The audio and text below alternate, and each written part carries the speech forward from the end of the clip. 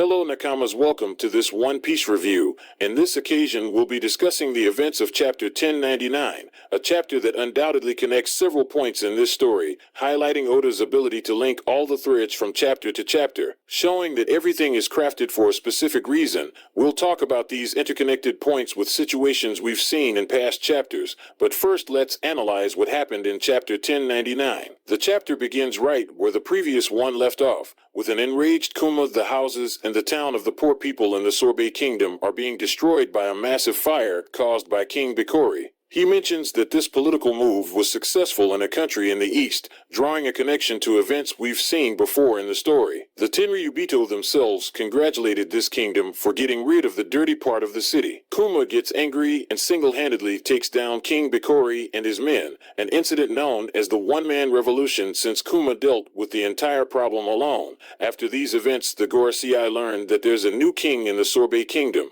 Due to popular demand, Kuma becomes the new king, ruling from his old church. We also witness some events on how Bonnie consumed her devil fruit. Although we don't see the exact moment on screen, we see the first time she uses it, causing confusion as people mistake her for her mother Jenny. Here we also see another particular connection, as Queen Coney, the mother of King Bulldog from several generations ago, becomes essentially an assistant to Kuma. Now that Kuma is ruling the Sorbet Kingdom, Queen Coney is a kind woman. Bonnie takes inspiration from her and decides to become the widow Queen Coney to infiltrate the Reverie. Subsequently, false information starts spreading in newspapers worldwide, blaming Kuma for the destruction caused by King Bikori with the help of the Marines. Kuma knows what he has to do: take down all the Marine battleships coming to aid King Bikori and reclaim the Sorbet Kingdom. However, he knows he can't stay there after committing this crime, as he would be forced to become a pirate. So he leaves Bonnie in the care of King Bulldog and his mother, who treat her like a daughter and protect her from natural sunlight.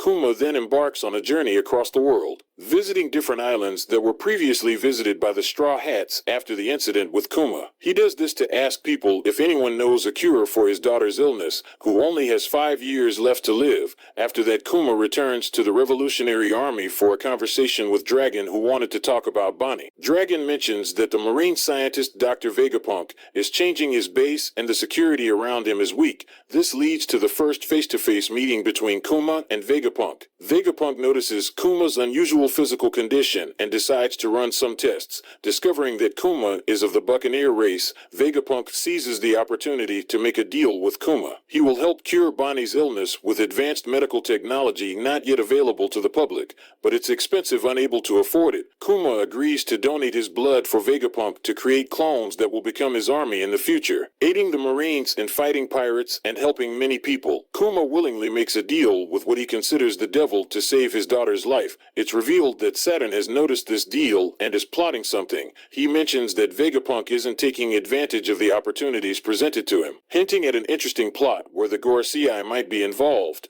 and Kuma might lose his consciousness due to being part of the Buccaneer race. It's also intriguing to learn about Vegapunk's motives and why he believes so much in the Marines and the world government. We hope to see more information about Vegapunk and his connection to the Marines or his true intentions, as there seems to be something very interesting that hasn't been fully revealed yet. As we saw throughout this chapter, many events mentioned connect with situations seen earlier in the manga. This chapter is a testament to why I love One Piece. It continues to build on itself, and in retrospect, everything gets better. For example, King Bikori is inspired by the genocide in the Goa Kingdom, as seen in the flashback of Sabo's origin. The kingdom mentioned by King Bikori, where he got the idea to burn down the town in the Sorbet Kingdom, is the same kingdom where Sabo comes from, connecting events from the past. Kuma traveling the world and visiting the islands the Straw Hats were sent to indicates that he had a plan with Luffy and the crew. He sent them directly to islands he already knew, islands that he knew would be crucial to their growth.